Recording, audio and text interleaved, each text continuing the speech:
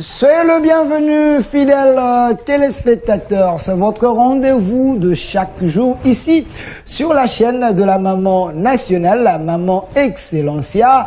Vous êtes là sur la chaîne CSA Télévision, les reflets de tout un peuple. Vous êtes en train de nous suivre, c'est votre émission Duel, l'émission de chaque jour ici à partir de 11h, rediffusion 22h. C'est parti pour le casting d'aujourd'hui. Il était réclamé, je l'ai mis la pression, il a décidé de revenir parce que c'est son émission. Il est là avec nous. Lui, il s'appelle Monsieur Papi Lokaka. Il est au cadre du PPRD. Il est dans l'opposition, mais une opposition scientifique. Il fait souvent les débats républicains. Il est là avec nous. Monsieur Papi Lokaka, c'est le bienvenu. Merci infiniment. Quelqu'un m'a dit qu'il faut appeler le fils de la maman. Lokaka, c'est le fils de la maman. Parce que c'est la chaîne de la Maman Nationale. Naturellement, nous saluons Maman Nationale avec beaucoup d'initiatives. Elle participe à la refondation et à la réorganisation de la société congolaise. Vous savez, c'est pas facile avec les bourses d'excellence. Elle est en train d'aider beaucoup de gens par ses efforts dans l'organisation de la société, parce que le développement n'est rien d'autre que la qualité. Et donc elle s'investit dans la formation de l'homme, pour paraphraser le faux professeur Zaïdi Ngoma, qu'il faut investir dans l'homme. Et donc, ce qu'elle est en train de faire serait louable. Elle ne fait pas pour elle, mais pour beaucoup de familles qui, dans 3 à 4 ans ou dans 10 ans, ces familles vont participer au plan du Congo émergent. Parce que le Congo émergent, c'est le Congo où il y a la compétence. Et c'est lui qui s'engage à former les hommes, femmes y compris. C'est quelqu'un d'illuminé, quelqu'un de visionnaire pour une société meilleure. Merci à Monsieur Papi Lokaka, au cadre du PPRD. Il se distingue souvent en faisant l'opposition républicaine avec les analyses constructives pour la nation. Alors, de l'autre côté, pour la toute première fois, il est là avec nous, Armand Moukoulou. Il est cadre de la CCI, communicateur Union Sacrée. CCI, c'est parti politique de l'honorable, l'ancien ministre Lambert Mende, l'âme qui réclame aujourd'hui de récupérer la communication du gouvernement. Monsieur Armand Koulou, c'est le bienvenu. Je suis très ravi d'être ici sur ce beau plateau. Ça faisait un peu très longtemps. Vous m'appelez, mais les préoccupations, des fois la profession nous empêchait. Aujourd'hui, je suis très content de partager ces plateaux. Je crois que nous allons faire un débat qui sera républicain. Comme vous l'avez dit, le co-débatteur qui est en face de moi, que j'ai toujours eu beaucoup d'estime envers lui. Nous allons faire un débat en tout cas de hauteur. Merci, voilà. Scientifique, républicain. Merci. Une autre RDC est possible avec la nouvelle classe politique. On en parle. Dans quelques minutes, il y aura le DG Mathieu Takizala et aussi Monsieur Rodrigue Ramazani de l'envol. Mais le temps nous fait défaut. Nous devons commencer l'émission avec mes invités. Mais l'actualité, les sujets principaux, les développements de la RDC, est-elle possible avec l'état actuel de nos entreprises publiques? Je reprends la thématique. Le développement de la RDC est-elle possible avec l'état actuel de nos entreprises publiques? Ça, c'est une question très questionnante. Mais avant ça, c'est une émission politique. L'actualité était dominée par le mot, l'analyse du porte-parole du président de l'ensemble de la République, Moïse Katumbi, qui se veut être candidat en 2023, et aussi à la sortie médiatique du président du Nouvel Élan, Monsieur Adolphe Mozitou, l'ancien Premier ministre, taquinant un peu Faïlou et les autres. Est-ce qu'on peut dire que le divorce est en train d'être consommé entre l'Amouka, entre Nouvelle-Élan et les Sidés. On va en parler aussi. Répondre aux questions très questionnantes de l'actualité des sociales, on en parle. Mais j'aimerais que M. Rigan, vous puissiez me donner d'abord la photo de Moïse Katumbi. C'est dans la machine là, la photo de Moïse Katumbi. Donnez-moi cette photo ici. Alors, j'aimerais que les invités placent un mot. Alors, M. Papilo Kaka, je commence avec vous. Moïse Katumbi, c'est un ancien gouverneur. Moïse Katumbi, il voulait être candidat président de la République, mais il a été empêché par l'FCC ou le PPR de l'époque, selon Francis Kalombo et les autres. Pensez-vous que ce que Olivier Kamitatou a dit, je ne sais pas si vous avez suivi, Kamitatou dit, il est temps de se débarrasser avec ces régimes, il est temps de changer les choses, car la souffrance est en train d'augmenter. Les régimes ne donnent plus l'espoir. Et c'est votre analyse aussi. Je vous remercie sincèrement. Vous savez, j'ai toujours dit la beauté et l'élégance de notre pays, c'est par rapport à sa dénomination. Nous tendons vers la démocratie. C'est une idéologie qui tend vers l'infini. Et puis, je fais que heureusement ou malheureusement, notre République a une connotation démocratique. Ok. Je dis la République démocratique du Congo. Et donc, la démocratie déjà est au sein de la dénomination de la République. Et que comme la démocratie évoque la libre pensée, la liberté, pour paraphraser Benjamin Constant, donc une libre expression, mais qui naturellement pas face à l'infini, mais face à quelque chose qui serait fini, donc un cadre. Le pays a obtenu un cadre juridique qui fait en sorte que nos opinions et nos libertés sont consignées, calquées par une nomenclature fonctionnelle, c'est-à-dire des textes, des règlements. C'est-à-dire, vous êtes politique, vous avez la loi portant organisation et fonctionnement des partis politiques. Et donc il y a des dispositions.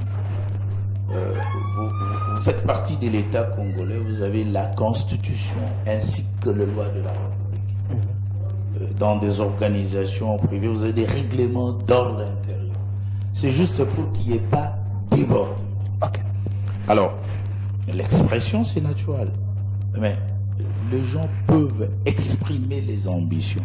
Parce que la gestion des ambitions, pour les politiques, serait rationnelle.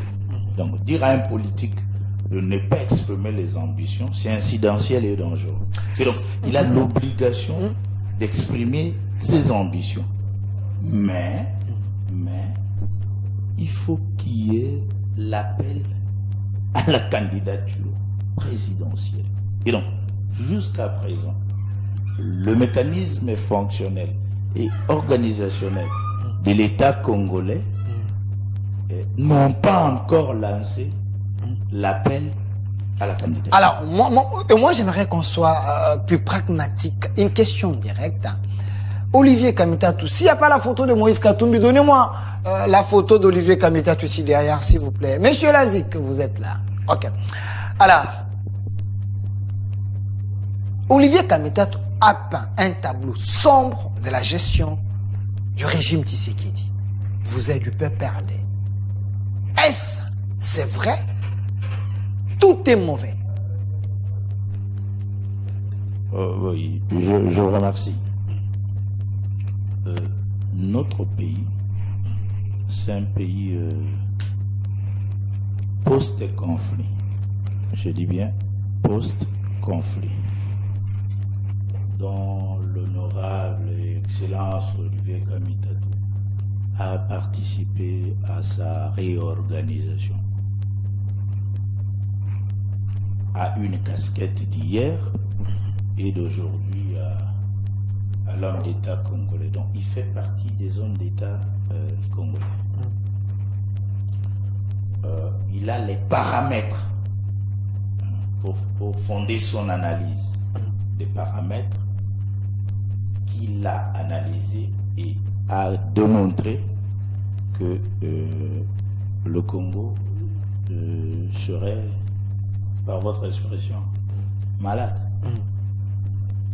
Alors, c'est fondé, naturellement, parce que le président de la République et le chef de l'État a participé personnellement à une des conférences portant sur l'autorité de régulation des marchés publics. Et l'expert qui était en face du président a démontré que l'économie congolaise serait malade. Et donc c'était publiquement. Et par conséquent, l'honorable Olivier peut prendre cette thèse. Parce que la conférence était publique, en présence du président de la République. Mais l'analyse ne porte pas sur la maladie. Maintenant, il faut une thérapeutique. Comment guérir l'immunologie? Les données d'analyse de la RDC nous démontrent une faiblesse. Merci. Que faut-il faire? Parce que ça ne date pas d'aujourd'hui. Il faut relever. C'est comme ça qu'il faut plusieurs mécanismes de réforme, plusieurs orientations de gestion rationnelle, qui nous amène à la même chose. Merci, Monsieur Papi Lokaka. Je précise que vous êtes au cadre du PPRD. Vous êtes un vrai scientifique. Alors, de l'autre côté, j'avais dit qu'il y a la présence de Monsieur Armand Koulou. Il est cadre de CCI, de Lambert Mende.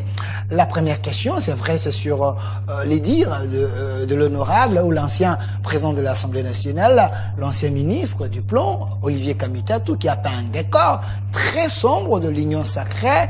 Il faut même que les choses changent, enfin, qu'il y ait un autre président qui peut prendre la relève pour aider la RDC à se relever. Vous avez suivi M. Lokaka qui a dit que ce n'est pas nouveau.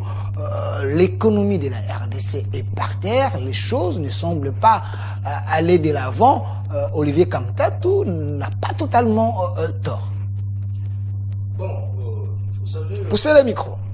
Oui, vous savez, de par notre constitution, la liberté d'expression est tout à fait garantie. Ok. Je suis de ceux qui pensent que dans un État démocratique, la liberté d'opinion, la liberté d'expression devrait en réalité être quelque chose qui symbolise l'unité de la communauté nationale, d'une manière générale. Ça, c'est tout à fait normal. Même moi, tel que je suis là, je peux ou ne pas être d'accord avec un certain nombre de décisions prises dans une certaine dimension communautaire. Je peux aussi prendre ma langue et puis m'opposer à cela. Ça, c'est tout à fait normal. Et vous allez remarquer même lui-même, le président de la République, son Excellence Félix Tshisekedi, a toujours été dans cette diapason d'un homme démocrate. Il l'a toujours dit à plusieurs reprises. Vous allez remarquer même son attitude. C'est vraiment un démocrate. Donc, il n'est pas dans le dictat institutionnel de la dictature politicienne. Ça, c'est une précision détail. Mais sur le plan sémantique, Olivier Kamutatou, porte-parole de Moïse Katumbi, qui n'est pas aussi une petite personnalité politique. Un ancien président de l'Assemblée nationale, plusieurs fois ministre, c'est un intellectuel de notre pays. Effectivement. Olivier Kamutatou. Quand un porte-parole parle sur les plans sémantiques et sur les plans communicationnels, ça veut dire ceci. Le président Moïse Katumbi pouvait parler, mais il prend ce dont il avait à dire, il donne entre les mains de son porte-parole Olivier Kamutatou. Ça veut dire le porte-parole rend ce qui lui a été confié par son mentor, par son chef. par celui qui l'a confié cette responsabilité. Et donc, il ne fait que les relais de ce qui lui a été confié par son mentor, par son chef, par son boss. Et donc, les dires de Moïse Katumbi sur le plan sémantique, je disais, c'est le reflet de la politique communicationnelle de Moïse Katumbi. Ça, c'est sur le plan sémantique. Okay. Sur le plan politique, Olivier Kamitatou a tort. Il a tort, quoi. Parce que nous savons que M. Olivier Kamitatou a eu aussi à œuvrer dans les institutions de notre pays, comme mon co-débatteur en face l'a aussi bien rappelé, à l'époque ministre à plusieurs reprises, président de l'Assemblée nationale. Mais si nous allons dans le domaine du bilan de M. Olivier Kamitatou, nous prendrons peut-être beaucoup de temps ici pour entrer dans les détails. Je n'entrerai pas dans ça. Ne vous fixez pas sur l'homme. J'aimerais que nous puissions évoluer. Aller dans le fond de ces dires. Ah, voilà.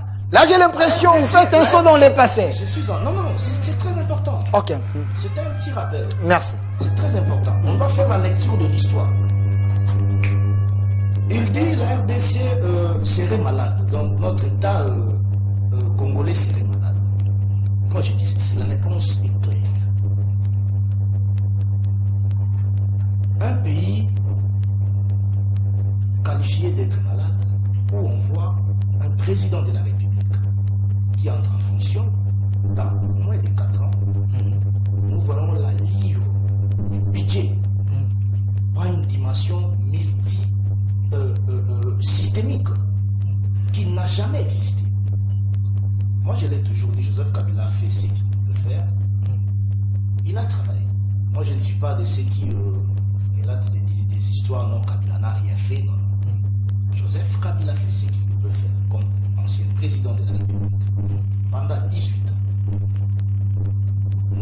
Nous avons un budget de 5 milliards de dollars américains. Tenez bien. On vit avec le président Tshisekedi au pouvoir.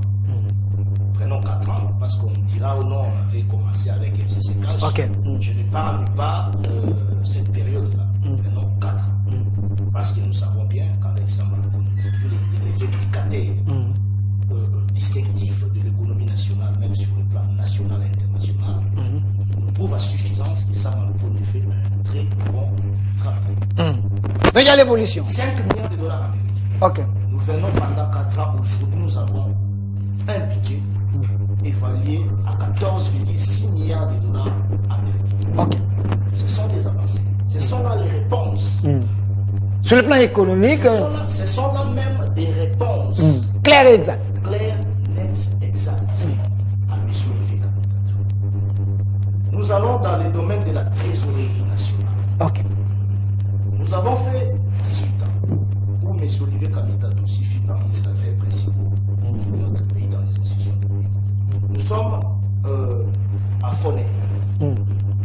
On nous révèle avec des chiffres que la trésorerie de la Foné, pendant les 18 ans passés, nous donne 9 millions de dollars. Ok. Seul. On arrive avec le président Félix Tshisekedi. Nous faisons 4 ans aujourd'hui à la trésorerie de la Foné. À la trésorerie de Foné, nous avons 15 millions de dollars. De 4 à 15 millions. De 9 à 15. Donc il y a 6 millions de surprises.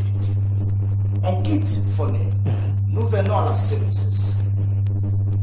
18 ans passés, nous avons la trésorerie de 4 millions de dollars. Pendant 4 ans. Pendant 4 ans seulement avec le président Tshisekedi, avec l'accélération de la bonne gouvernance de Sama.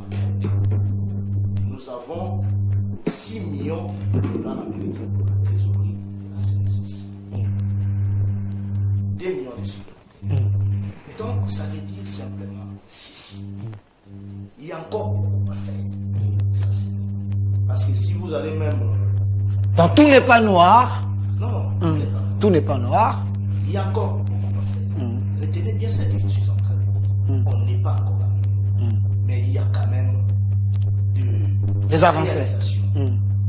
Il y a des indicateurs distinctifs qui démontrent suffisance que sur le plan économique avec le président Tshisekedi, nous sommes en train de travailler. Et même, Chité, 30 vous secondes. allez remarquer avec moi que 5 ans avant l'arrivée du président Tshisekedi,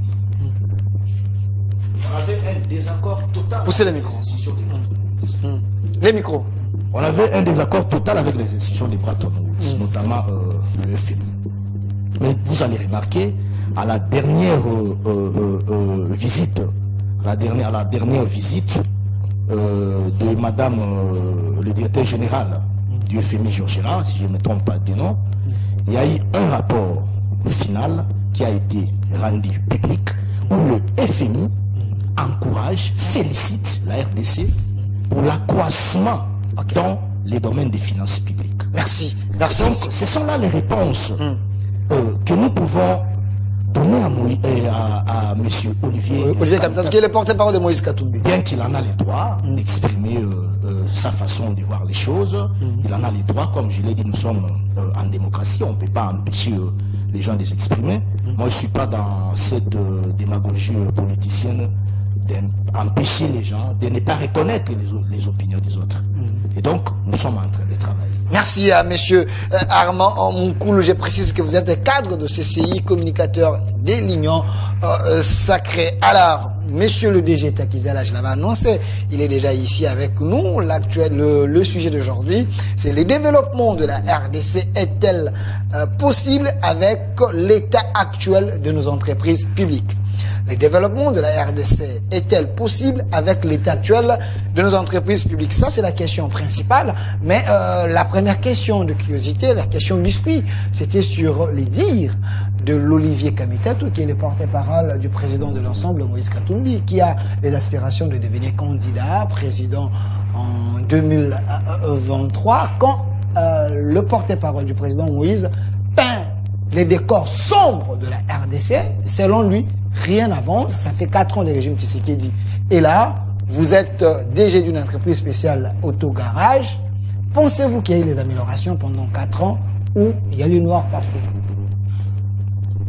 Vous savez, on est en politique, quand vous il est politicien, chaque politicien, vous savez, c'est pas de récréation chez les politiciens, chaque politicien voit ses intérêts dans l'État et savoir ses intérêts. Donc, automatiquement, la politique est faite avec nos compétitions. C'est compétitif, c'est logique. Ils doivent se confronter comme des adversaires. Je ne pense pas que Tshisekedi ou M. Olivier, ce sont des ennemis. Ce sont deux frères, chacun à sa façon de développer comment il peut appréhender la chose publique, la démocratie du Congo. C'est logique. Et quelle est votre lecture? C'est là où il y a ma question. Est-ce qu'il dit vrai? Est-ce que c'est faux? Parce que M. Armand nous a démontré ici scientifiquement que tout n'est pas noir. Il y a les avancées, il a cité de... J'ai un homme politique que je respecte beaucoup qui s'appelle Madiba. Madiba disait à celui qui l'a remplacé que si tu veux avancer en politique, il faut écouter ceux qui s'opposent à toi. Tu comprends, Madiba? Nelson Mandela.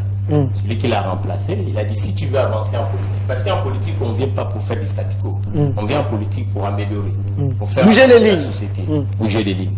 Et Madiba a donné une belle phrase à Thabo Mbeki, le Sud-Africain qui a grandi à Londres, que si tu veux avancer en politique, il faut écouter ceux qui sont pas avec toi.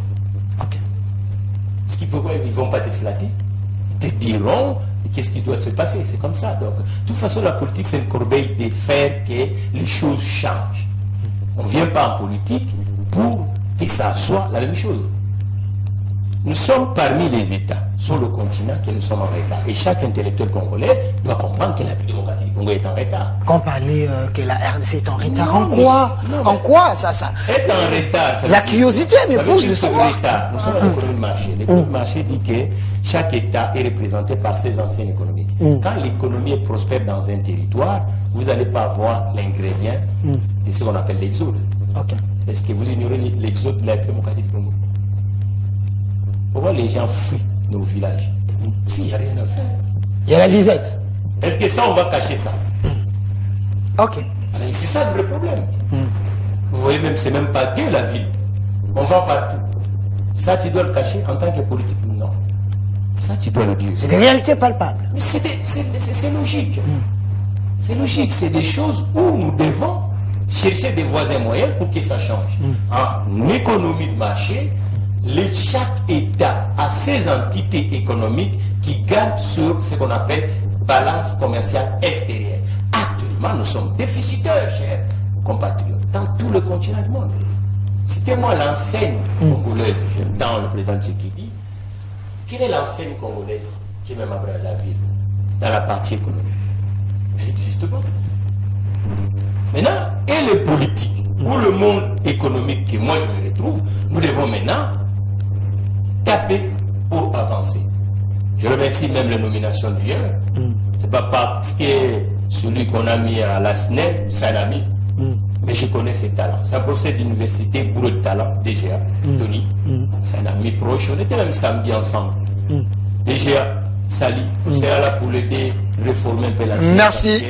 C'est comme ça que les choses, donc le message entre le privé et le public, on peut changer beaucoup. Merci, c'était que le biscuit de l'émission. Alors, ouvrons la thématique d'aujourd'hui, la question principale. Le développement de la RDC est-elle possible avec l'état actuel de nos entreprises publiques? Monsieur Papilo Kaka, au cadre du PPRD, c'est vrai, s'il y a les arriérés à payer, vous pouvez le payer parce que Armand nous a parlé des 18 ans, 18 ans, 18 ans, 18 ans, et dans 4 ans, il a démontré également les avancées pour dire que Kamita, tu n'as pas totalement raison, il a participé dans la gestion des 18 ans, il y avait un peu de points louches, mais tu sais qu'il a fait quelque chose. Alors, la question est là, quel est l'état actuel d'abord de nos entreprises publiques? Est-ce on peut compétir avec les autres? Je remercie, je salue la présence du millionnaire congolais, DGT, Maître Armand. Je vous salue, c'est parmi les Congolais qui pensent que nous devons renouveler la classe politique congolaise. Le mot que nous pouvons retenir, c'est le renouvellement de la classe politique congolaise. Mais avant de prendre votre question, portant sur le développement, si la composante auquel l'homme d'État Kamitatou se retrouve est en même temps représenté dans les institutions de notre pays, la réponse serait simple, qui est une démission de tous les membres de sa composante qui font partie de la gestion de la cité avec le président Tshisekedi. Dans les Chebon Kende, les ministres de l'Intérieur et les autres. C'est paradoxal que votre allié, avec tous ses membres au gouvernement, en même temps, il s'engage à une opposition républicaine. Ce paradoxe. Donc, si les choses sont sérieuses, je m'excuse, au fur et à mesure que le leader d'une composante fait une déclaration qui serait candidat ou il ne partage pas, parce qu'il s'agit de la gestion, il ne partage pas, s'il est porte-parole, tous les membres qui sont dans les institutions doivent, le terme plus simple, libérer les fonctions auxquelles leur composante fait partie. Ça, c'est sur l'aspect technique de gestion. Mais ils peuvent exprimer les ambitions, mais au moment opportun. Parce que jusque-là, la loi portant organisation des élections présidentielles n'a pas encore lancé l'appel à la candidature. Ils peuvent s'exprimer. Mais si le développement serait possible, oui, comme Congolais, acteur politique, ma casquette d'opérateur économique. Et donc, oui, mais avec qui? Le développement à la qualité, c'est quelqu'un qui a bénéficié des formations. La quantité, entre guillemets, l'équipement pour atteindre le progrès. Mais d'une manière institutionnelle, je ne parle pas global ou comme un philosophe. D'une manière institutionnelle, pour un État, le développement s'opère sur base d'un plan. Je disais sur un plan, pas Van Bulsen et de la conscience, un plan de 30 ans. Il faut que vous ayez les indicateurs. Dans 5 ans, le revenu par habitat,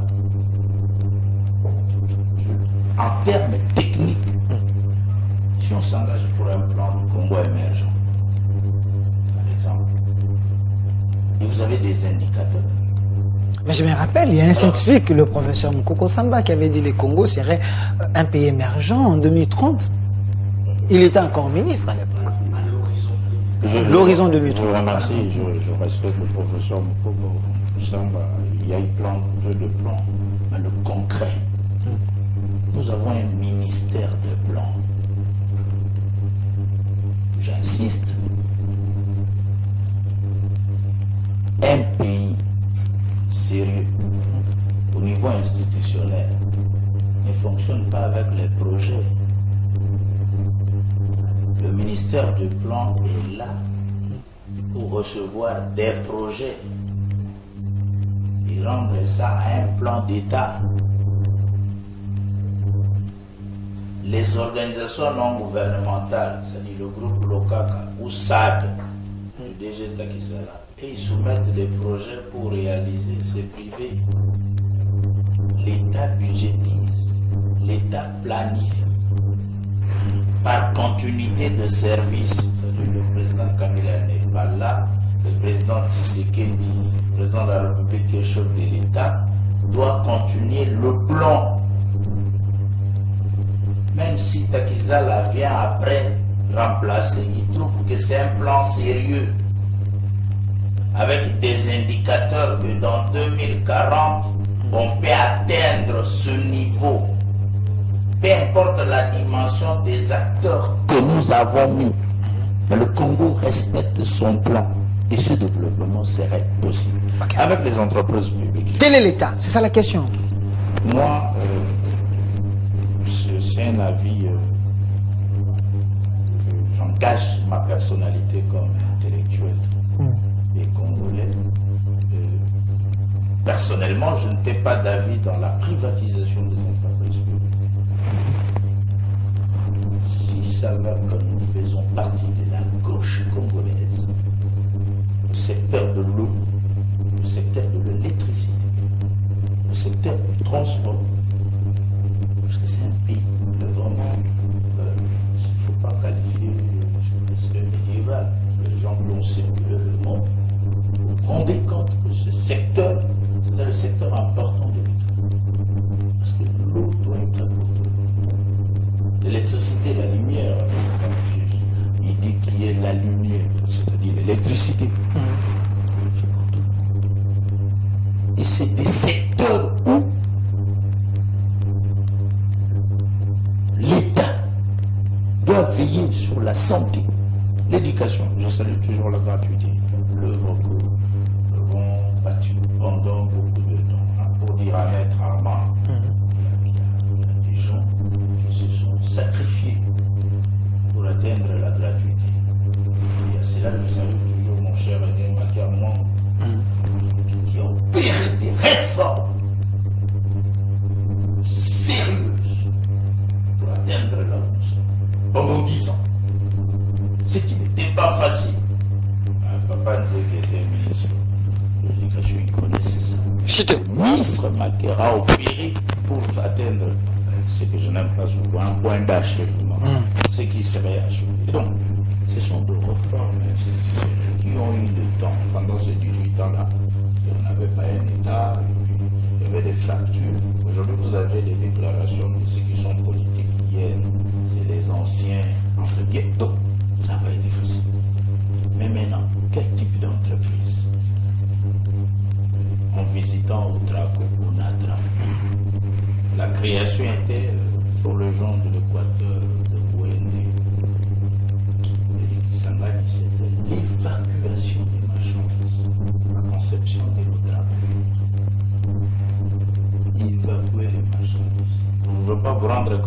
Lobito, c'est pour nous.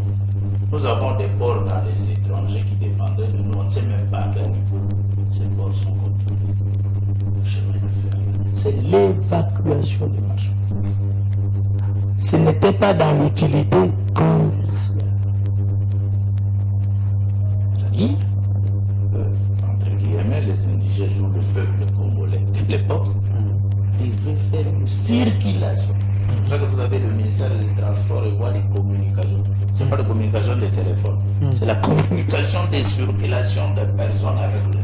Alors, maintenant, si cette entreprise a une nature commerciale, pour arriver à Ingende, il doit se rassurer que les Jetakilaz a mis les marchandises.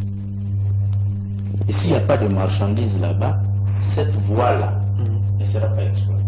Et pour un État, la nature juridique. Merci. Si ces sociétés d'eau et de l'électricité sont commerciales, vous vous rendez compte de l'État. Oui, l'État veut maximiser la libre marché, c'est ça. Mais que serait le monopole d'un État en voie de développement? Un État où, je dis que c'est public, mais la nature de ces sociétés, vous devez vous rendre compte que l'État a quelle part de responsabilité? Comment il s'impose face aux actionnaires? Merci Monsieur Lokaka pour toutes ces questions très questionnantes. Alors, Maître Armand Omonkoulou, cadre du CCI. Alors, la question est là. Le développement est-il possible avec l'état actuel de nos entreprises? Vous avez suivi les scientifiques Lokaka qui a peint le tableau de l'état actuel de nos entreprises et aussi, il a placé un mot sur le développement. Pensez-vous qu'il y a manque de la vision claire pour le développement de la RDC avec nos entreprises publiques? Il y a un tâtonnement peut-être. Bon, merci pour la pertinente réflexion de mon élève que j'aime beaucoup, Kaka. Bon, moi, les gens m'ont toujours mis dans les lots des avocats. Moi, Souvent. très souvent. Ok. C'était par rapport à ma façon de... Pas de problème. Ok. Je reste un peu technique scientifique. Ok. Voilà. Bon, comme je m'en vais saluer aussi la réflexion de Takizara, dans la même optique que lui, moi je pense que nous devons placer l'homme au centre de l'élan de développement. Pourquoi j'ai dit parce que si l'homme en soi est dans la logique du travail, d'abord de la société, vous allez vous rendre compte que d'autres dividendes proportionnels dans l'environnement ou dans le contexte du fonctionnement de l'homme vont en réalité transcender, sinon vont en réalité dégager des effets positifs. Parce que si déjà l'homme en soi n'arrive pas à mettre en évidence des principes fondamentaux, de base, qui régissent, par exemple, une entreprise publique de l'État, je ne vois pas par quel âge, par quel moyen allons-nous atteindre le seuil de développement dans nos entreprises publiques de l'État d'abord. Parce que j'ai donné des exemples. On vous donne les assignations à tête. Donc, par exemple, telle entreprise, pour l'an 2022, vous avez des assignations à atteindre jusqu'à la hauteur, par exemple, de 3 milliards de dollars. Par votre manière de travailler, vous n'arrivez même pas à avoir ne serait-ce que le un quart de ces assignations de recettes. Tantôt il y a le mouvement de recettes, tantôt il y a l'appui, etc. Et cela ne faciliterait pas la tâche à la République d'Amérique. Donc, c'est pourquoi lorsqu'il y a des réformes, seules les entreprises de l'État. Moi, j'ai toujours été parmi ceux qui saluent ce genre de réforme. Je vous donne un autre exemple.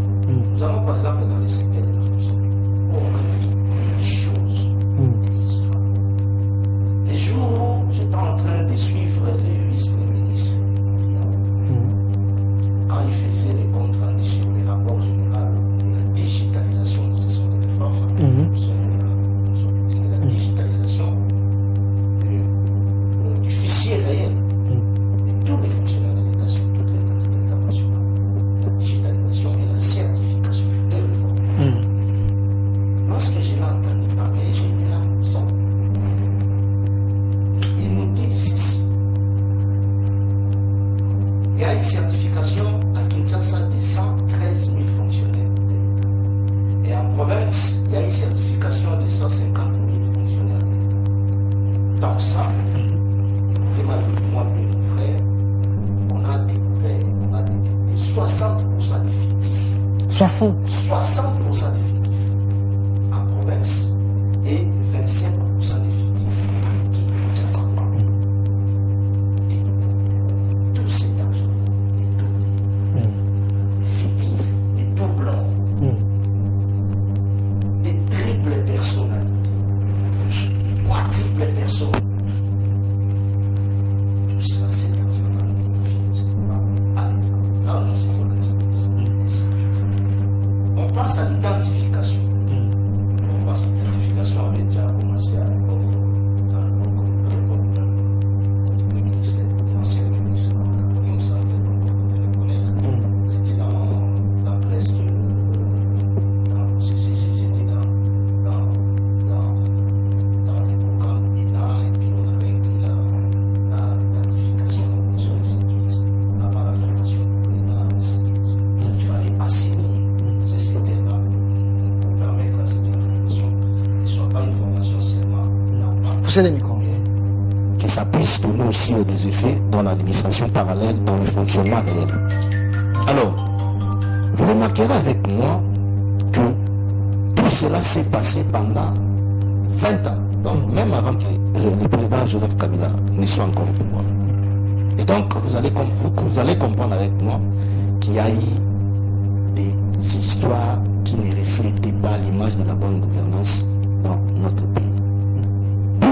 Pour parler à cela, comme M. Okaka l'a dit, bon, moi, je ne les contredis pas. Mais moi, je crois la privatisation comme étant réforme n'est pas une mauvaise chose en soi. Parce que vous savez, aujourd'hui, dans des sociétés comme la nôtre, la société congolaise, d'une manière générale, le Congo, un pays sous-développé qui se recherche. Aujourd'hui, dans les zones économiques sur le plan mondial, on est en train de connaître notre retour avec la présence de notre force économique petit à petit. Nous ne pouvons pas à nous-mêmes gérer nos sociétés sans pour autant, je dirais, accepter l'intervention des privés d'une manière générale. Des autres, d'une manière générale. Parce que je donne un exemple.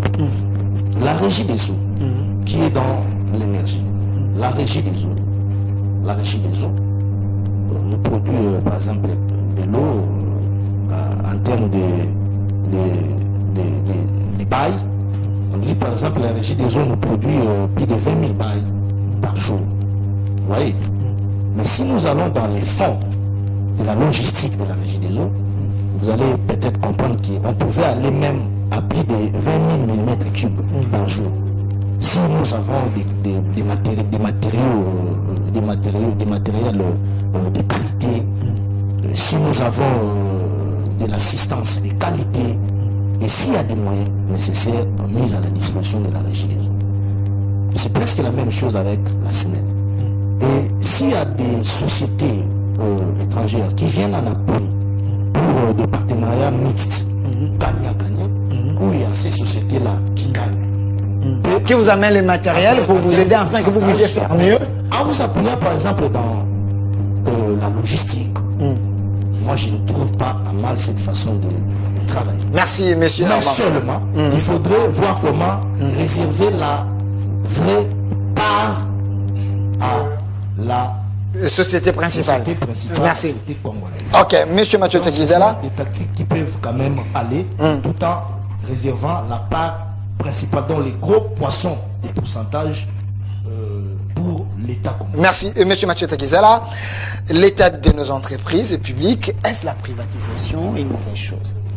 Bon, en fait, pendant longtemps, prenez le micro. Pendant longtemps, presque 60 ans au Congo, on a cru que l'entreprise congolaise, c'est uniquement l'entreprise du port étatique. Ce sont des erreurs monumentales. Donnez-moi la photo de la régie des aussi. Ce sont des erreurs monumentales.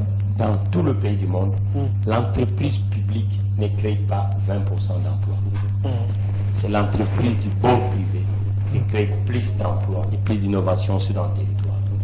Je crois qu'aujourd'hui, le montage économique qui peut se faire de l'économie autour de l'entreprise, il faut faire des montages aussi avec les boîtes innovantes du côté privé de la démocratie du Congo pour que nous puissions avancer. Parce qu'aujourd'hui, on construit une entreprise avec deux palettes.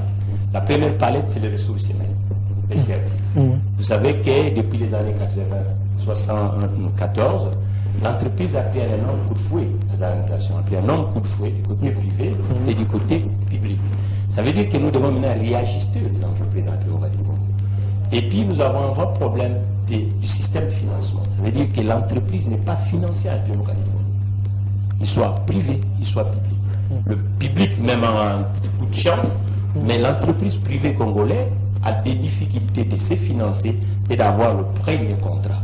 Ça, c'est un vrai problème. C'est pour ça que vous voyez qu'à chaque fois quand on a un ministre de l'économie, ou le ministre de l'industrie, ou le ministre du commerce en République démocratique du Congo, vous voyez que les balles tournent toujours autour de l'entreprise publique. C'est-à-dire là où on fait des nominations par ordonnance présidentielle.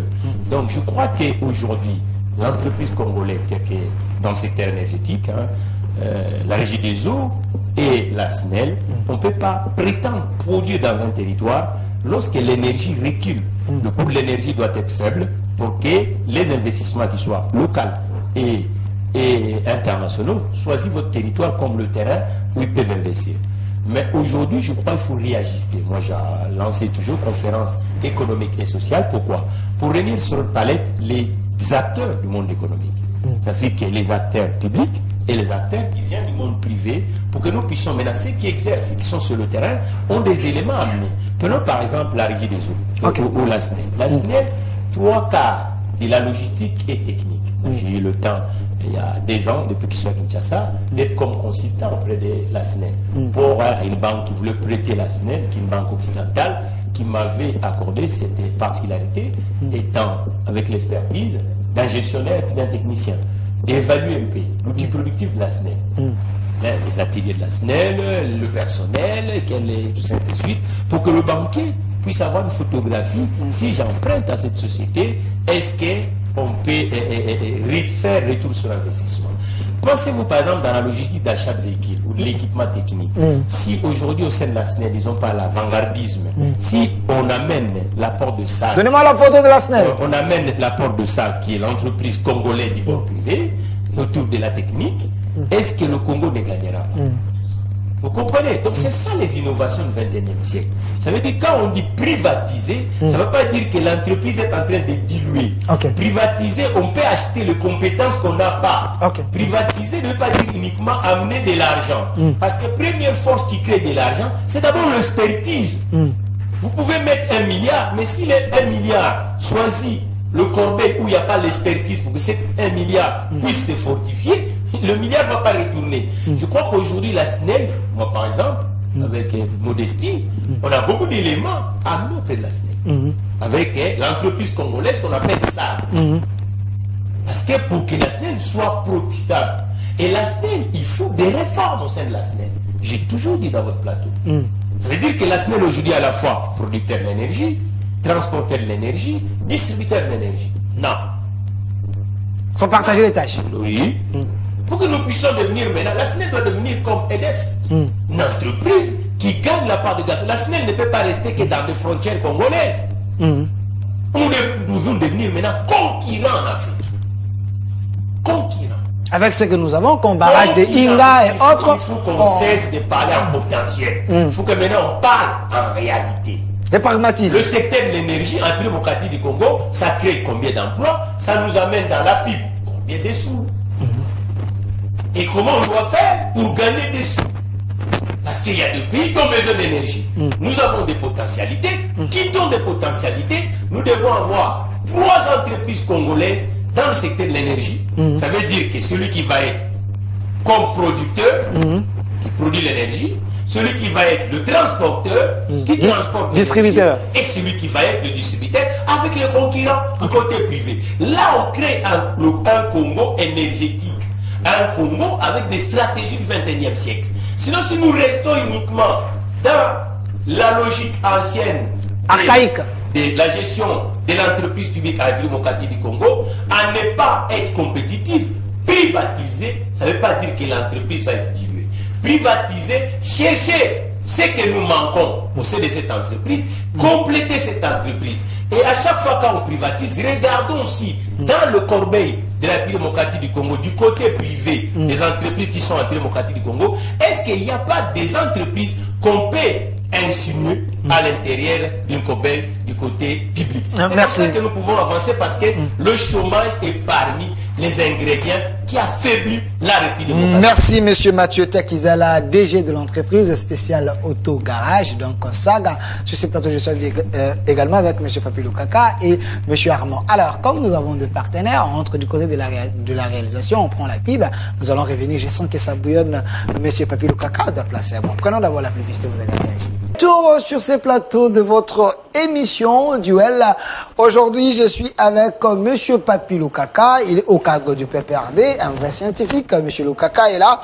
Également, de l'autre côté, monsieur Armand Moukoulou. Il est cadre de CCI Parti cher à Lambert Mende l'Honorable. Et également, monsieur le DG Mathieu Takizala. Il est le DG de SAG, spécial Auto Garage. On est en train de parler d'un sujet important. Le développement de la RDC est-elle possible avec l'état actuel de nos entreprises publiques? Alors, monsieur Papilou Kaka, je vous donne la parole. Vous avez suivi, il est M. Takizala qui a dit la privatisation de nos entreprises, ce n'est pas une mauvaise chose, mais plutôt c'est avantageuse pour le développement plus rapide de nos entreprises.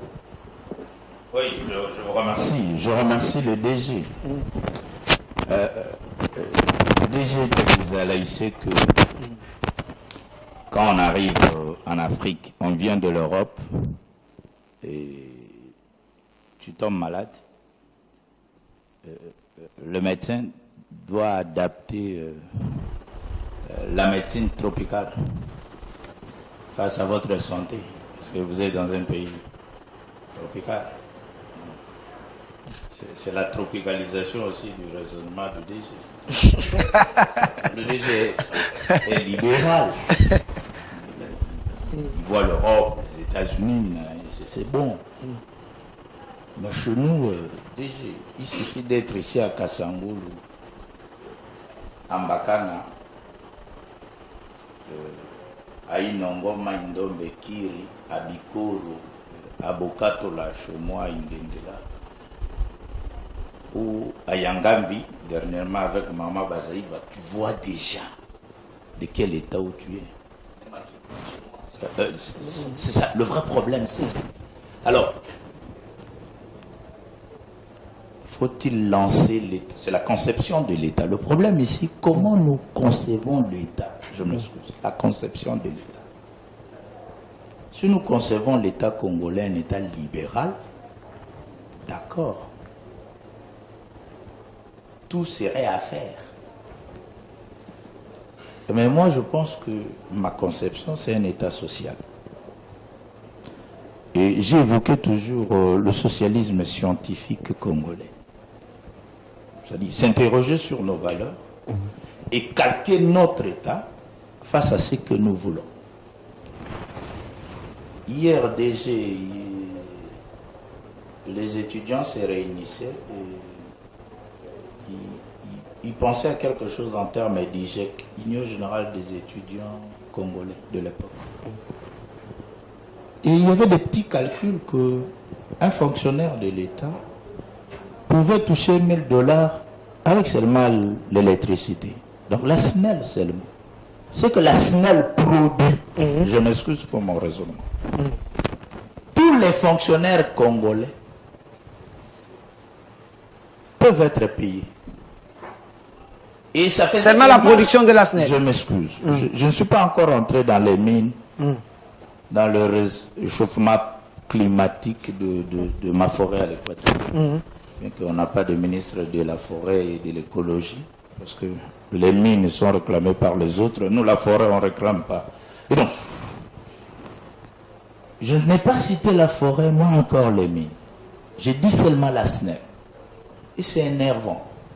Quand dans mon pays, nous partons prendre le don qu'on appelle emprunt dans la théorie de la dépendance. Parce que ce qu'on appelle don ici, ce n'est rien d'autre que les emprunts. C'est dangereux. La SNEL seulement peut payer tous les fonctionnaires congolais. Et il y a des études démontrables. Alors, quand on libéralise, c'est juste, le terme technique énervant, c'est embrouiller ce peuple. Je me dis, j'assume. Et donc, alors, je vais citer la régie des eaux. Moi encore, l'air.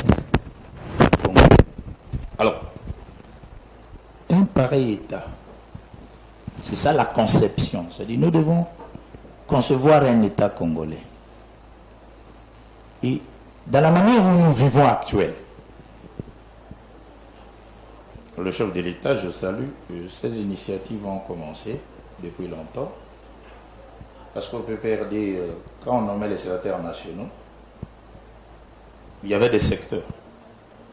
C'est-à-dire vous avez un ministre au niveau du gouvernement central, qui était Maker Mnangou, et il y avait un secrétaire national qui devrait étudier l'enseignement primaire.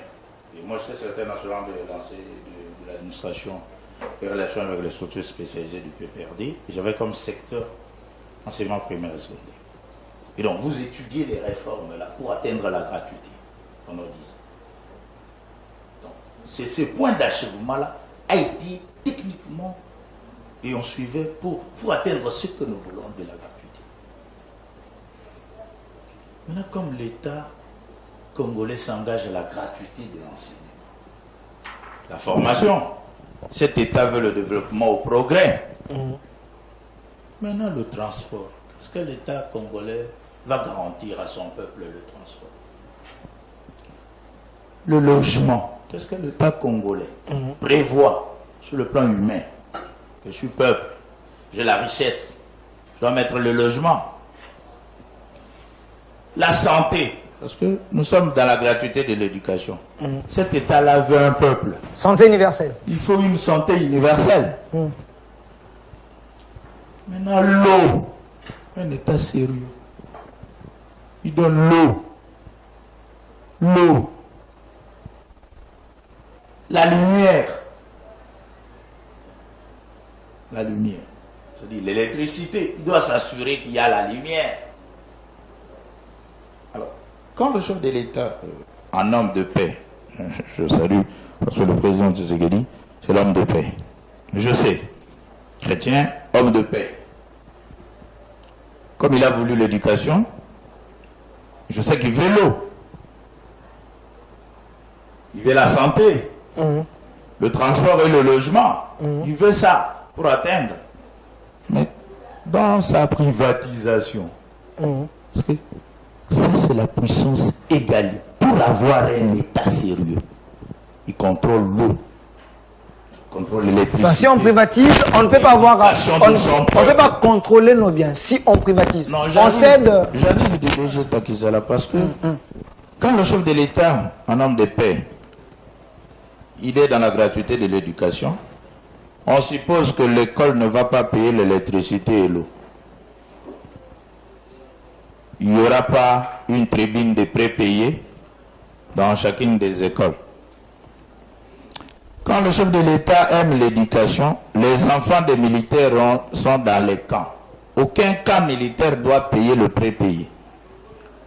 Parce que c'est le secteur égalien de l'État. Il faut que les soldats bunda, à l'aise, et donc, Les hôpitaux n'auront pas de prix payés. Parce que l'électricité doit être là dans les salles d'or. Chute de 30 secondes. Je salue tous les médecins congolais brillants et compétents du monde. Parce que la formation congolaise avec les hommes de santé, c'est la meilleure du monde. Les bâtiments publics, je ne pense pas, mon frère qui a défendu, mon frère Armand qui défendait mon frère compétent, Liaou, de la fonction publique, je connais l'homme, très compétent. Avec ses réformes, je connais l'homme. Mais ces bâtiments ne doivent pas payer l'eau et l'électricité. Donc il n'y aura pas prix payé. La force d'une nation, c'est l'arme nucléaire. Et donc le centre nucléaire qui consomme l'eau et l'électricité, hein, le centre à l'Unikine, on va faire un effort que ce soit comme des Poutine. Et donc, les universités, moi j'ai étudié, je n'ai pas vu la facture de l'eau et l'électricité. C'est le monopole, on appelle ça en termes techniques. Ok. Le monopole égalien. Merci. D'un État qui veut aller.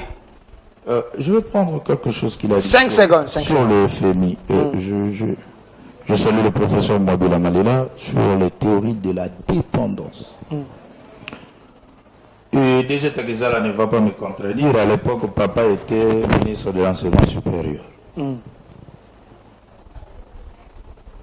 Il en a eu même des problèmes avec le feu maréchal Mobutu, paix à son âme, je m'excuse. Pourquoi? Parce que le FMI voulait supprimer les bourses.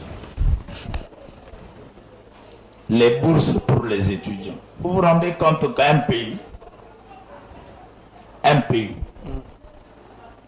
qui veut la promotion, c'est pour saluer la fondation Denise Nyeke, les bourses pour les enfants, pour qu'ils soient excellents. Et maintenant un pays avec un ministre, Takizala à la tête, on va l'informer que vous devez suspendre les bourses sur les fonds monétaires internationaux. Merci. Alors, le Fonds monétaire international donne aussi des injonctions qui est pour augmentation des salaires des militaires et des enseignants, la fonction publique. C'est paradoxal. Donc, nous aimons participer. Mais ils ont des injonctions. C'est ça la dépendance. Qui peut nous bloquer? Alors, est-ce qu'ils vont vous laisser l'eau? Parce que vous allez atteindre ce paradoxe. Si vous avez l'eau, l'électricité, la santé, l'éducation dans les gratuités, Merci.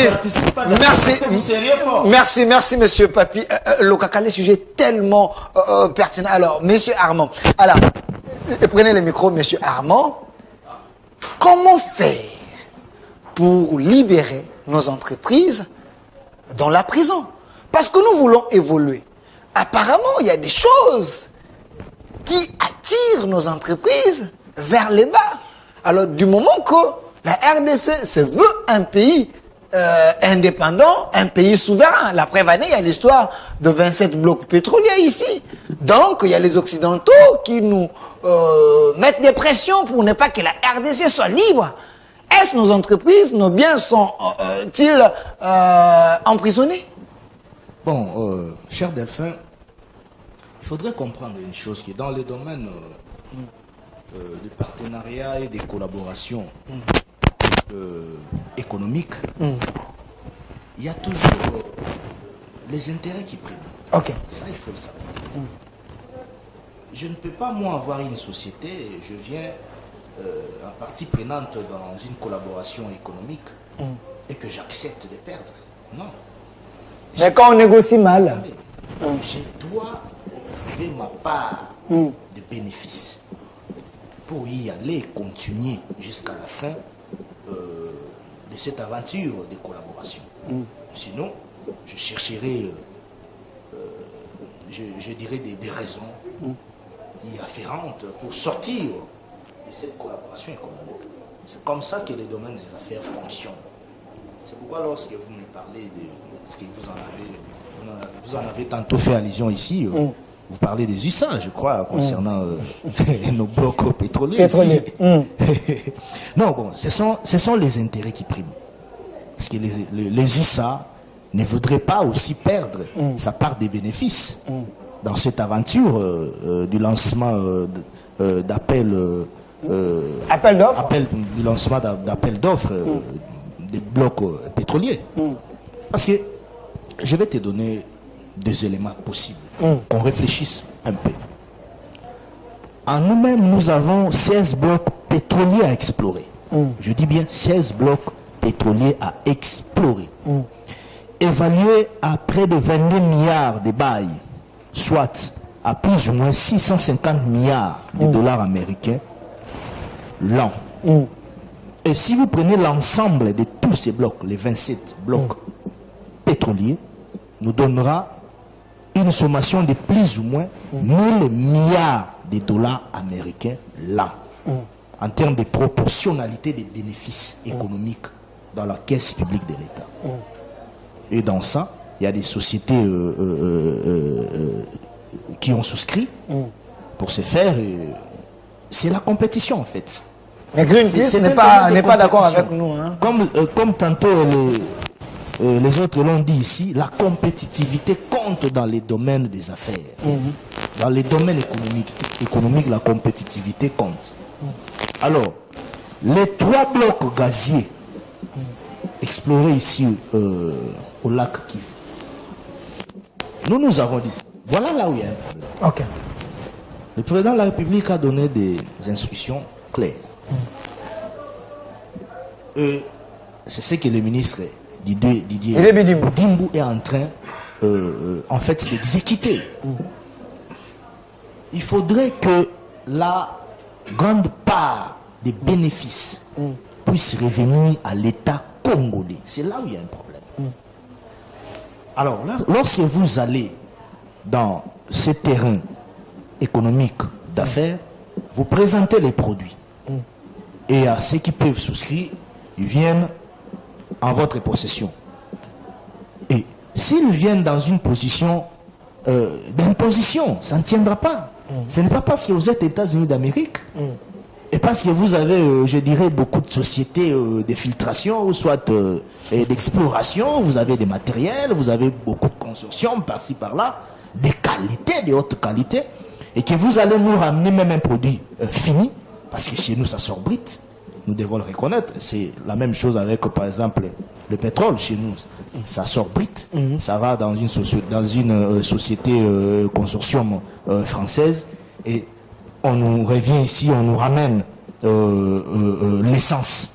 Et là, nous perdons en termes de vitesse dans les dividendes économiques pour les bénéfices qui devraient en réalité profiter à l'État congolais. Mais on fait avec parce qu'on n'a pas de choix. Vaut mieux faire avec. Est-ce qu'il faut rester dans cet état-là ou soit il faut aller plus loin, chercher à contourner? C'est la raison pour laquelle, l'appel d'offres, l'appel d'offres, 30 appels d'offres là, ces 30 appels d'offres ont respecté scrupuleusement. On dit que c'était précipité. Les lois en la matière sous la réforme. Je crois, j'ai oublié le terme de cette réforme-là au sein du ministère des hydrocarbures, qui estime que la priorité est donnée aux investisseurs congolais. Mais jusque-là, il n'y a que l'Édia qui a accepté d'explorer le bloc Matamba-Makandi du Congo central. Vous comprenez? Et nous avons beaucoup de hommes d'affaires, beaucoup d'investisseurs qui sont dans ces domaines. Merci.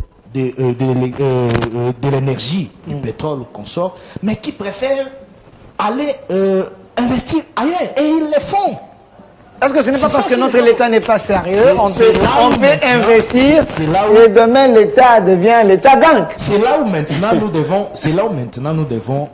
devons entrer dans la phase de la mise en exécution de la loi portant le droit de la souveraineté sur les richesses. Pourquoi? Parce que nous devons appuyer les investisseurs congolais. Parce que quand on appuie les investisseurs congolais, nous avons beaucoup d'opportunités, beaucoup de privilèges de récupérer des bénéfices pour notre pays. Parce que le tout sur qui ici étrangers qui amène... dans les moments où nous sommes aujourd'hui, nous sommes encore très loin, j'allais dire, nous devons beaucoup y travailler. Merci. Mais c'est quelque chose à soutenir parce que Par ailleurs, auparavant, nous savons bien comment est-ce que cette histoire-là, les blocs pétroliers fonctionnaient avec Dan Gettler, où il y avait même des personnalités politiques, où il y avait même des personnages importants du pays qui coopéraient avec d'autres sous-traitances au niveau international, où l'État perdait beaucoup d'argent en termes Ok, merci. Et merci, M. Armand, pour vos analyses meilleures. Alors, M. le DG Takizala, parce que nous voulons que le Congo change, nous voulons que les choses s'améliorent, nous voulons... Le chef de l'État avait dit qu'il veut faire le millionnaire congolais. Alors, nous voulons que les choses changent. S'il faudrait faire le parallélisme, la RDC ou le Congo de 1960 et le Congo d'aujourd'hui, qu'est-ce qui marchait en 1960, en 1980? Parce qu'on était un pays enviable. Et aujourd'hui, qu'est-ce qui fait que ça ne marche pas? Parce que nous n'avons que ce Congo. Ces biens existent. Nos richesses sont là. Est-ce qu'il faut toujours rester plaintif? Ou soit il faut aller sur des pistes et des solutions afin que les géants Congo se réveillent? 1960, le territoire était attractif. Dans le deux palettes, la partie étatique ou administrative et la partie privée. Ça veut dire que dans tout le recoin de la République démocratique du Congo, il y avait des cités sociales qu'on appelle les entreprises et les administrations. Parce que le social se fait avec d'abord la valeur ajoutée salariale qu'on appelle le salaire. Vous devez avoir dans un territoire plus de gens qui travaillent. Le bourse que mon frère aîné qui est en face, que j'aime tant à souligner, ça veut dire que bourse, c'est pour des foyers en revenu faible. Ce n'est pas toutes les familles que l'État peut supporter. Mais aujourd'hui, vous savez qu'on ne va même pas y arriver parce que toutes les familles sont dans la situation qu'il faut que l'État subventionne. On ne peut pas avoir bourse aussi dans un territoire lorsque l'actif professionnel et particulier fait défaut. Parce que ce sont des cotisations. Le système social, qu'il soit retraite, qu'il soit accident maladie, qu'il soit petite enfance, logement, ainsi, est supporté par la production salariale. Vous devez avoir plus de gens qui travaillent dans le territoire. Alors, lorsque mon compatriote parle d'un état social, du socialisme, vous ne voyez pas que le socialisme mondial a migré vers ce qu'on appelle le libéralisme, on appelle aujourd'hui sociodémocratie. Parce qu'on quitte le communisme, l'approche idéologique du communisme, on vient dans le socialisme, mais on comprend que le capital a un rôle. Ça veut dire que le capital, c'est le capitalisme, c'est le libéralisme. C'est cette approche-là que mon compatriote doit mettre, que le Congo doit insérer cette approche du libéralisme. C'est pour ça qu'il faut avoir des libéraux que nous sommes du monde du capitalisme congolais. C'est comme ça qu'on peut avancer. Sinon, on va commencer à faire... Et même Karl Marx, dans le dernier temps, a compris que le marché avait un rôle. Donc vous comprenez, lui qui a prôné plus la lutte des classes. Ça veut dire qu'aujourd'hui, le problème 1960, vous avez dit, les trois classes sociales existaient. Classe moyenne, classe ouvrière, classe aisée. Et on avait une administration qui donnait plus de l'emploi et avec le secteur privé qui donnait plus d'emploi. Et c'est pour ça, géniance, quand je parlais ici, qu'un État ne peut pas croire créer le développement qu'uniquement avec la charpente publique. Il faut que l'État investisse aussi dans la charpente privée. C'est pour ça que vous voyez ici un montage économique d'une enseigne congolaise qu'on appelle SAG, spécial autogarage, avec 4 concepts. On sent qu'à travers la République démocratique du Congo, il y a vraiment une absence cruelle de création de la valeur, pas plus des entrepreneurs. Il y a quand même pas un modèle économique. Nous disons quoi? Vendre des véhicules, par exemple. Aujourd'hui, vous savez que tout le monde achète du côté de l'informel. Vendre de pièces de rechange. Tout le monde achète du côté de l'informel. Location de véhicules. Tout le monde achète du côté de l'informel. Réparation. L'informel, le gagne-pion. Maintenant, SAG, Initiative congolaise, qu'est-ce qu'il dit? À partir d'aujourd'hui, quelqu'un qui a Bouendé, il veut avoir une entreprise clé en main. Il achète, si c'est un petit boutique, il vient sur ce concept congolaise. Là, ça valorise aussi. C'est ce modèle économique que les Total fonctionnent, les Indiennes fonctionnent, et c'est ce qu'on appelle du franchise.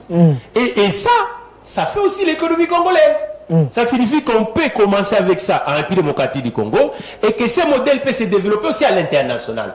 Donc c'est pour cela qu'il faut accepter que le libéralisme puisse gagner aussi l'esprit des Congolais. Parce que si on fait un État social sans l'actif, ça existe nulle part au monde. L'État social, c'est aussi l'actif. Alors, je vais compléter aussi chez le Kaka. Vous savez, il y a une société aéronautique qui est devenue aujourd'hui mythique dans le continent qu'on appelle Ethiopian. Vous savez, Ethiopian, c'est le mixage entre une entreprise américaine qui a donné le fonds, General Electric, ainsi de suite, pour qu'on puisse avoir Ethiopian aujourd'hui, qui crée une valeur ajoutée du côté éthiopien. Je crois qu'aujourd'hui, le privatiser les hubs économiques, c'est d'abord pour chercher l'attractivité de ces entreprises, la compétitivité de ces entreprises. On ne peut pas garder un truc où, par exemple, au Traco, vous avez dit, aujourd'hui, au Traco, combien de navires? Ça serait mal difficile, cher Lokaka. Ça veut dire que si aujourd'hui, au sein d'Otraco, trouvez-vous errer le port intermédiaire d'Otraco, aujourd'hui, même les grilles et des années 40. On doit rendre ces entreprises compétitives. Mais pour nous rendre compétitives, il faut aller vers l'innovation et le basculement de l'entreprise du 21e siècle. On n'a pas besoin d'avoir que... Merci. Oui, il y a des secteurs où l'État doit garder un peu plus de participation, mais les autres secteurs, ça n'a pas de sens. Merci. Merci. Il faut rendre ces territoires attractifs pour que nous puissions avancer. Merci. Monsieur Reagan, donnez-moi la photo de Sam Aloukonde et je donne 30 secondes à mes invités. Comme ça, on va faire photo du Premier ministre Sam Aloukonde, s'il vous plaît. Alors, Monsieur Papi Lokaka, c'est le mot de la fin. Parce qu'on a suffisamment dépassé les temps, malgré qu'on avait commencé en retard. Mais le Premier ministre qui vous regarde, je ne vais pas avoir la photo du ministre Sama. Ok, le Premier ministre qui nous suit, qui vous regarde maintenant, s'il veut changer les choses pour que les entreprises aillent de l'avant, quels seraient les axes prioritaires pour que les choses bougent? Je remercie, mais je prends ce que le DG de SAD a dit. DG, c'est l'économie libre du marché. C'est ce que vous aviez dit. Mais l'État a le monopole. J'insiste. Il y a des choses qui créent le pouvoir égalien de l'État. Okay. L'eau, l'énergie, la santé, l'éducation, le sol. C'est ça même le Congo. Parce que l'eau du Congo, en fait, en tout cas, c'est dans l'embouchure où ça part gratuitement. On ne sait même pas faire le pipeline pour vendre l'eau au monde du Congo. C'est le monopole. J'insiste. Le Tchad, vous voulez chercher de l'eau ici. Et donc, ce sont des débats. Si nous voulons être comme les autres. Vous m'avez dit... Les axes prioritaires. L'axe prioritaire. Les axes prioritaires. Si le Premier ministre est en train de vous suivre, pour que les choses changent, parce que c'est lui le patron du gouvernement. Je vous remercie. En tout cas, j'irai au-delà. Je dis et j'insiste, la normalisation de la vie publique en République démocratique du Congo. Le respect de la Constitution ainsi que les lois de la République. Ok. J'arrive. La séparation du pouvoir. La séparation du pouvoir. Merci. Et enfin, pour dire au Premier ministre que il y a le bicéphalisme, c'est-à-dire le président de la République, chef de l'État, le Premier ministre, chef du gouvernement. Et il est responsable devant le Parlement. Merci, Monsieur Papi Lokaka, c'était votre mot de la fin. Monsieur Armand, également le même exercice, le mot de la fin. On retient quoi si le Premier ministre Sam est en train de vous suivre? En conclusion de cette émission, qu'est-ce qu'il faut faire? Prenez le micro. Merci. J'allais d'abord, dans le peu du temps que vous m'accordez, j'allais d'abord rejoindre... C'est le mot de la fin. Mon aîné que j'aime beaucoup, parce qu'il a reconnu la mise en exécution de la gratuité de l'enseignement primaire sous le président Félix Tshisekedi. Okay. C'est vrai, il y a eu un pont qui étaient déjà plantés à l'époque. Il y a eu un travail de fond, moi je l'ai toujours reconnu. Mais la mise en exécution pour qu'aujourd'hui ça devienne palpable, réel.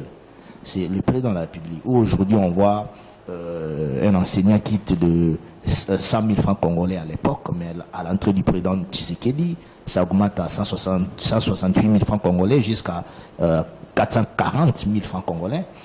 C'est vrai, ce sont des améliorations petit à petit où il y a aujourd'hui le gouvernement congolais en soi prend la prise en charge de plus ou moins 14 000 écoles sur toute l'étendue territoriale nationale. Les écoles publiques en fait. 14 000 écoles. La prise en charge est prise par le gouvernement. Donc ce sont des efforts, mais il y a encore beaucoup à faire. Alors, le Premier ministre Sama Lukonde déjà il est dans cette allure-là. Pourquoi? Parce que les indicateurs, les signaux forts pour un développement économique d'un pays commencent par son budget national. C'est là où il y a des assignations à atteindre secteur par secteur. Et lui, il est déjà dans cette philosophie-là. Quitter de 5 milliards de dollars américains pour commencer à 10 milliards et aujourd'hui à 14,6 milliards de dollars, c'est quelque chose. Merci. Quitter le secteur de la défense et sécurité de 350 millions de dollars américains et aujourd'hui dans plus ou moins une année, bon, disons 4 ans, nous sommes à 1 milliard. C'est déjà quelque chose. Donc, avec l'agence, l'APLC, ainsi que l'agence de prévention et de lutte contre la corruption, je crois qu'il faudrait qu'il y ait maintenant des mécanismes et des sanctions. Nous devons appuyer l'IGF. Pourquoi? Parce que quand l'IGF fonctionne comme il a été réhabilité aujourd'hui à travers le président Tshisekedi, quand l'IGF fonctionne comme gendarme, l'IGF frappe, la patrouille financière, ça augmente les recettes. Et nous devons réhabiliter les entreprises publiques de l'État, des assiettes mobilisatrices des recettes endormies. Merci, monsieur Armand. La RDC a plus ou moins participé à plus ou moins 13%. Merci, monsieur Armand. Négligez pas. Négligez pas trop.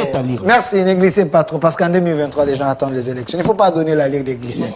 Alors, merci, monsieur Mathieu Takizala. Le mot de la fin, on retient quoi? Vous êtes un homme très pragmatique. Vous proposez, si le Premier ministre Samé est en train de vous suivre, par rapport à notre sujet d'aujourd'hui, on retient quoi? Qu'est-ce qu'il faut faire? Je dirais à mon compatriote que le Premier ministre qui gouverne, et il faut qu'il gouverne pas comme un gouverneur de la colonie. Il doit gouverner avec la réalité de la démocratie du Congo. Vous dites? Parce que le palais qui cherche, c'est le palais du gouverneur de la colonie. Donc, normalement, il doit comprendre, il doit travailler avec le secteur privé de la démocratie du Congo. Ça veut dire qu'avec SAG que je dirige, j'ai dit à mon compatriote qui était directeur général de la GCAMIN, que SAG a 7 concepts économiques, pas sur papier, mais qui est réalisable, où on peut créer d'un côté une classe élitienne économique qu'on appelle les entrepreneurs et une classe des travailleurs en République démocratique du Congo.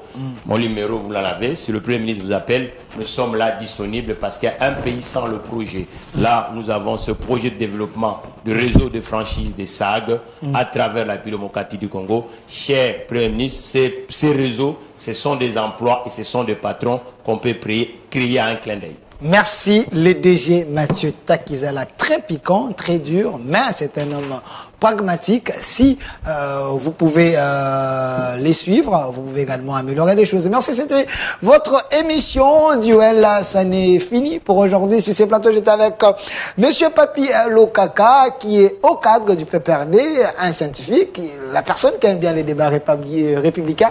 Merci d'avoir été des nôtres. Également de l'autre côté, Monsieur Armand Nkoulou, cadre du CCI, parti cher à Lambert Mende, l'ancien Armand Nkoulou, l'ancien porte-parole du gouvernement, aujourd'hui député national. Merci d'avoir répondu à notre invitation. Merci surtout à l'ensemble de l'équipe technique. Merci. L'équipe technique nous a accompagnés. Merci. Merci aussi au DG Mathieu Takizala. Merci d'avoir été là. Merci, c'est pas piquant, mais la réalité de la démocratie. Merci, c'était votre émission. À la réalisation, je vois Monsieur Lazik vraiment trop chargé, mon réalisateur. Ça va? Et merci également à la régie finale, Monsieur Rigan, l'homme de la rigueur. Merci d'avoir été là. Et aussi au doyen Philemon, les superviseurs, l'homme qui a un grand cœur. Merci à vous.